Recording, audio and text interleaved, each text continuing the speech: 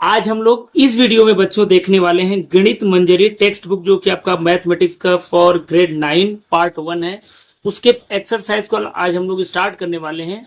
इसके पहले वाले वीडियो में मैं पहले चैप्टर का जो भी बेसिक्स का उसका पूरा पार्ट ऑलरेडी बता चुका हूं। तो अगर वो वीडियो आपने नहीं देखा है तो वो वीडियो आपको जरूर देखना है। उसके बाद अगर आप ये वीडियो देखेंगे तो आपको सारी बातें बहुत अच्छे से समझ में आने वाली है। तो चलिए हम लोग एक्सरसाइज को स्टार्ट करेंगे, कि जो कि आपका एक्सरसाइज है 1.1। तो देखिए एक्सरसाइज 1.1 में जो पहला क्वेश्चन है वो आपका क्या बोल रहा है। आपको बहुत ध्यान से केयरफुली इसका मीनिंग समझना है, क्योंकि अब ये थोड़ी नई बुक है और इसमें थोड़ा समझना अलग है। इसलिए आपको एक एक पॉइंट को ध्यान से सुनना है और समझना है। वीडियो को बिल्कुल भी स्किप नहीं करना है अगर आप चाहते हैं कि ये एक्सरसाइज आपको बहुत अच्छे से समझ में आए। अगले 5 मिनट में मैं पूरे एक्सरसाइज को एक्सप्लेन करने वाला हूं, जिससे आप आसानी से इन सभी क्वेश्चन को कर पाए। तो चलिए देखते हैं। पहला क्वेश्चन बोल रहा है figure 1.13 shows the Ryan's room with the point OABC marking its corner. The x-axis and y-axis are marked in the figure. Point O is the origin. चलिए हम लोग रियांस का घर का स्ट्रक्चर देखते हैं, जो कि आपका देखिए डायग्राम यहाँ पर दिया हुआ है। यहाँ पर ये देखिए रियान के रूम का स्ट्रक्चर दिया हुआ है। ठीक है, ये आपका 4 कॉर्नर है पूरे घर का, मतलब पूरे रूम का यहाँ पर सॉरी 4 कॉर्नर है। तो जिसमें ये वाला जो नीचे वाला बेटा ये जो साइड है ये आपको एक्स एक्सिस को रिप्रेजेंट कर रहा है, और ये जो वर्टिकल है ये वाई एक्सिस को रिप्रेजेंट कर रहा है। ठीक है, यानी ये वाली जो दीवार है घर की वो एक्स एक्सिस को रिप्रेजेंट कर रहा है, समझ लीजिए।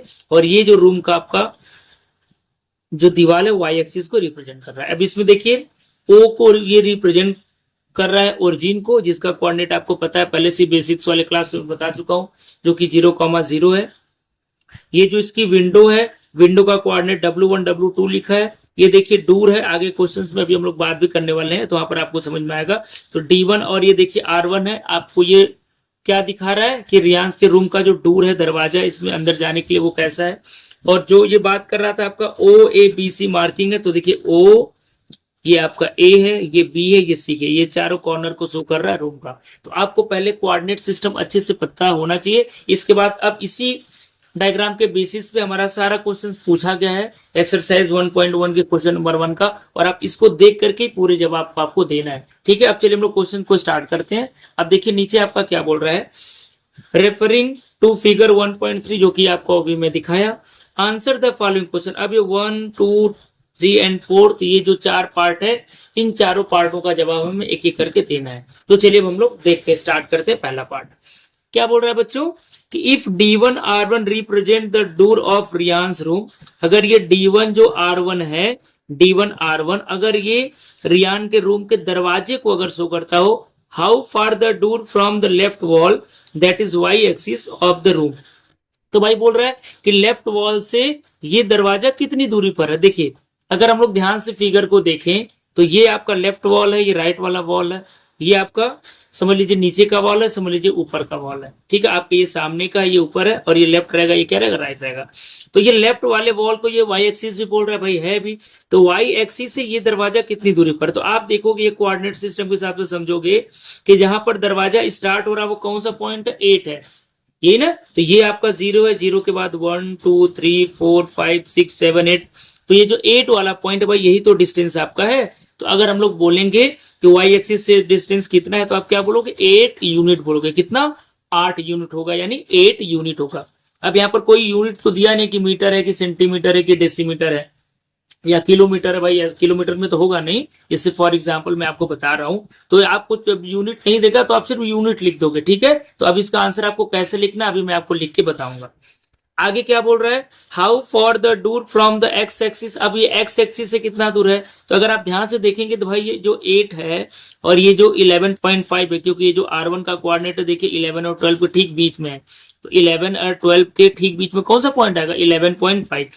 तो ये जो दोनों पॉइंट है वो देखिए एक्स एक्सिस के ऊपर ही है कि नहीं है। मतलब दीवार जो है वो एक्स एक्सिस ही तो है एक तरीके से। तो एक्स एक्सिस से दरवाजे का डिस्टेंस कुछ थोड़ी ना होगा, 0 होगा। क्यों, क्योंकि ये दरवाजा एक्स एक्सिस के ऊपर ही तो लगा हुआ है। तो इस समय मतलब आप जो आंसर लिखोगे तो एक्स एक्सिस से डिस्टेंस आपको 0 लिखना रहेगा, और वाई एक्सिस से डिस्टेंस क्या लिखना रहेगा, 8 यूनिट लिखना रहेगा। तो चलिए मैं समय बचाने के लिए आंसर देखिए पहले से लिख करके रखा हूं, ताकि आपको सारी बातें और अच्छे से और कम समय में बता सकूं। तो देखिए आंसर आप कैसे लिखोगे, the distance of the door from the left wall, that is हम लोग वाई एक्सिस बोल रहे हैं, इज 8 यूनिट। अभी आपको मैं समझाया कि कैसे 8 यूनिट होगा। वैसे ही the distance of the wall from the x axis is 0 unit. तो एक्स एक्सिस से डिस्टेंस क्या रहेगा आपका, 0 यूनिट रहेगा। अब बच्चों हम लोग बात करेंगे, चलिए नेक्स्ट क्वेश्चन का, जो कि सेकेंड पार्ट इसका है। What is the coordinate of D1। अब देखिए ये D1 यानी दरवाजे का जो पहला छोर है, इसका कोऑर्डिनेट पूछ रहा है। तो देखिए कोऑर्डिनेट लिखने का सिस्टम क्या होता है, कोऑर्डिनेट हम लोग जब भी लिखते हैं x, y के फॉर्म में लिखते हैं। किस फॉर्म में लिखते हैं, x, y। तो पहले x का वैल्यू लिखते हैं, फिर y का वैल्यू लिखते हैं। तो अगर आप ध्यान से देखिए तो x का वैल्यू यहाँ पर कितना है, 8 है। भाई x एक्सिस पर आप कितना डिस्टेंस कवर कर रहे हो, 8। और y एक्सिस ऊपर या नीचे होता है तो भाई वर्टिकल होता है। तो y एक्सिस पे आप कहीं इधर उधर जा रहे हो, नहीं जा रहे हो, आप 8 पर ही तो रुके हुए हो ना। तो इसका कोऑर्डिनेट आपका क्या हो जाएगा, 8,0 हो जाएगा। क्या हो जाएगा बच्चों, 8,0। तो इस आंसर को भी देखिए मैं लिख करके रखा हूं, the coordinate of D1 is 8,0। आया समझ में, बहुत आसान है। आप मेरे साथ बने रहिए, सारे क्वेश्चंस आप बहुत आसानी से अच्छे से समझ के कर पाओगे। अब चलिए हम लोग पार्ट थर्ड का बात करते हैं। तो देखिए भाई पार्ट थर्ड में आपका क्या बोल रहा है, if R1 is the point 11.1, जैसे कि मैं आपको पहले भी बताया था कि R1 का कोऑर्डिनेट क्या होगा, 11.5 होगा, सॉरी 11.5 है, क्योंकि 11 12 को ठीक देखिए बीच में शो कर रहा है। और कोऑर्डिनेट एक्स एक्सिस पे आपको 11.5, वाई एक्सिस पे भाई आपको ऊपर नीचे तो जाना नहीं है, तो आपका 0 ही हो जाएगा। तो कोऑर्डिनेट R1 का क्या है, 11.5, 0 जो है भी, और ये बोल भी वही बात रहा है। हाउ वाइड द डोर, तो दरवाजा कितना चौड़ा है, बहुत आसान सा सवाल है, मजेदार सवाल है। देखिए दरवाजा स्टार्ट हो रहा है 8 पॉइंट से और खत्म कहां पर हो रहा है, 11.5 पर। तो भाई यहां से यहां तक का डिस्टेंस कितना हो जाएगा, अगर आप देखेंगे तो ओरली भी कैलकुलेशन कर लेंगे, लेकिन मैं आपको लिख के भी बताऊंगा। तो अब देखिए 8 से 9 चलेंगे तो 1 यूनिट आएगा, यहां से यहां तक चलेंगे तो 2, यहां से यहां तक चलेंगे 3, और आधा और है तो 3.5 आपका आंसर आएगा। तो दरवाजा कितना चौड़ा है, 3.5। आप क्या करोगे, 11.5 में से 8 को माइनस कर लेना, आपका 3.5 यूनिट आ जाएगा। अब ये आंसर कैसे लिखना है मैं आपको बताता हूं आगे, पहले इसको कंप्लीट कर लेते हैं हम लोग। फिर क्या बोल रहा है, if a person in a wheel chair want to enter the room will she be able able to do सो। मतलब बोल रहा है कि अगर कोई पर्सन व्हील चेयर पर बैठा हुआ है और वो इस दरवाजे से रूम के अंदर में जाना चाहता है तो क्या वह आसानी से जा पाएगा। तो बिल्कुल इसका जवाब होगा हाँ, क्योंकि आप कभी भी हॉस्पिटल में या कहीं गए होंगे तो आप आई थिंक देखे होंगे कि व्हील चेयर कैसा होता है, जैसा कि आपको स्क्रीन पर दिख रहा है इसी तरीके का कुछ व्हील चेयर होता है। तो व्हील चेयर पे बैठ करके रूम के अंदर जा सकता है कि नहीं। तो जब भी आप कभी ऑब्जर्व किए होंगे या करेंगे तो आप बच्चों पाएंगे कि व्हील चेयर का जो विड्थ होता है वो नियरली 2.5 यानी 2.5-3 फीट के आसपास होता है, ठीक। जबकि दरवाजा कितना चौड़ा है, 3.5 फीट चौड़ा लगभग होता है अप्रॉक्स। अगर आप किसी दरवाजे को देखेंगे तो जो स्टैंडर्ड साइज होता है वो 3.5 से 4 होता है, बट इस कंडीशन में अगर हम लोग बात करें तो 3.5 है और व्हील चेयर लगभग 2.5 होता है। तो अब बताओ व्हील चेयर इससे कम चौड़ा तो इसके अंदर आसानी से जा सकता है कि नहीं, तो बिल्कुल जा सकता है। तो हम लोग क्या लिखेंगे, बिल्कुल भाई अगर कोई व्हील चेयर का पर्सन है वो आसानी से इस रूम में एंटर कर सकता है। अब इसका जवाब आपको कैसे लिखना है, देखिए ऑलरेडी मैं लिख करके रखा हूं, मैं आपको इसको समझाता हूं, ठीक है, ध्यान से देखिए। कोऑर्डिनेट D1 का 8,0 है, जैसे कि भी मैं आपको डायग्राम में बताया। कोऑर्डिनेट R1 का क्या है, 11.5, और दरवाजे की अगर चौड़ाई आपको विड्थ निकालना है तो क्या करोगे, 11.5 में से 8 को आप माइनस कर दोगे, 3.5 यूनिट आ जाएगा। अब जो नेक्स्ट इसका पार्ट है जो आपको पूछ रहा था कि भाई व्हील चेयर पर्सन अंदर जा सकता है कि नहीं, तो उसके लिए देखिए ऑलरेडी मैं आंसर लिख करके रखा हूं।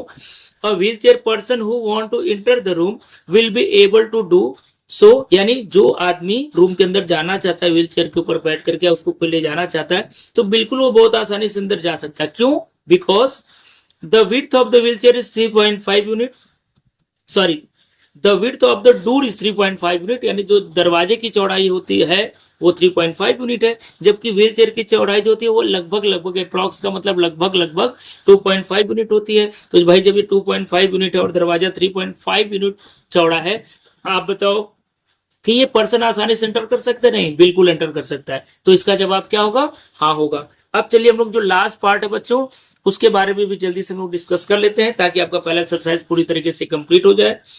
इफ B1 0,1.5 यानी अगर B1 का कोऑर्डिनेट 0,1.5 है। अब देखिए B1 है कहां पर, ये देखिए यहां पर सो रहा है 1 और 2 के ठीक बीच में है, तो 1 और 2 के ठीक बीच में क्या आएगा, 1.5 आएगा।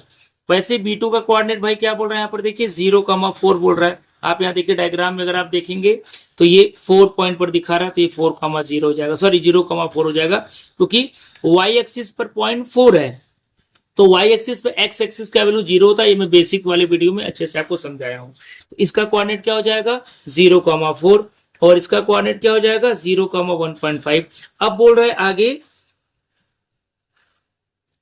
क्या बोल रहा है भाई, is the bathroom door narrower or wider than the room door. इसका मतलब क्या हुआ हिंदी में, इसका मतलब बच्चों ये बोल रहा है कि क्या ये जो बाथरूम का दरवाजा है, इस जो दरवाजा जो मेन दरवाजा है आपका रूम का, उससे ये चौड़ा है कि सकरा है, यानी उससे पतला है कि चौड़ा है। तो इसका जवाब होगा कि ये पतला होगा। क्यों? क्योंकि अगर आप देखिए कैलकुलेशन अगर हम लोग करें तो 4 में से 1.5 को माइनस करना पड़ेगा। तो अगर आप 4 में भाई दरवाजे की चौड़ाई निकालनी है तो आपको क्या करना पड़ेगा, ये दोनों डिस्टेंस ही निकालना है। तो यहां से यहां तक के डिस्टेंस में से यहां से यहां तक के डिस्टेंस को आप माइनस कर दो। आप डायरेक्ट भी कैलकुलेशन कर सकते हो। देखो ये आपका 0.5 हुआ, ये 1 हुआ, 2 हुआ, तो एक्चुअल में देखो 2.5 आएगा। तो अगर हम लोग 4 में से 1.5 माइनस करेंगे 2.5 आएगा, जबकि दरवाजा हम लोग पहले से देख चुके हैं कितना चौड़ा है, यहाँ पर 3.5 है। तो भाई इसकी चौड़ाई 3.5 है, इसकी चौड़ाई 2.5 है, तो कौन चौड़ा है, दरवाजा चौड़ा है। तो इसका मतलब आप बोल सकते हो कि जो बाथरूम का जो डोर है वो नैरोअर है। नैरोअर का मतलब सकरा है, छोटा है, कम चौड़ा है, किससे, दरवाजे के रूम से। तो इसका आंसर आप कैसे लिखोगे, आप ध्यान से देखिए, मैं यहाँ पे ऑलरेडी लिख करके बता चुका हूं आपका समय बचाने के लिए। क्या लिखा हुआ है आंसर, देखिए कोऑर्डिनेट B1 का 0,1.5, कोऑर्डिनेट जो B2 का 0,4 है। So width of the door, room कितना हो जाएगा भाई, बाथरूम का जो डोर का दरवाजे का जो चौड़ाई है वो कितनी हो जाएगी, 4 में से 1.5 माइनस करेंगे 2.5 हो जाएगी। Therefore bathroom door is narrower than the room door. क्यों? क्योंकि भाई रूम का दरवाजा जो है 3.5 है ना, तो जितना कम से कम मतलब पॉइंट में मैं आंसर लिख सकता था इतना मैं लिखा हूं, ताकि आप आसानी से समझ पाए। बहुत लंबा चौड़ा आंसर लिखने का भी कोई मतलब बच्चों यहाँ पर नहीं है, ठीक है। तो आपका कहने का मतलब मेन यही रहेगा कि जो दरवाजा है वो 2.5 मीटर यूनिट चौड़ा है, जबकि जो रूम का दरवाजा है, ठीक है, मेन दरवाजा है वो 3.5 है, तो भाई उससे वो सकरा है। तो इसलिए हमने लिख दिया therefore room door is narrower than the, sorry bathroom door is narrower than the room door. तो जो बाथरूम का जो डोर है वो नैरो है, सकरा किसके, रूम के दरवाजे से। आई होप ये सारे पार्ट आपको बहुत अच्छे से समझ में आए होंगे।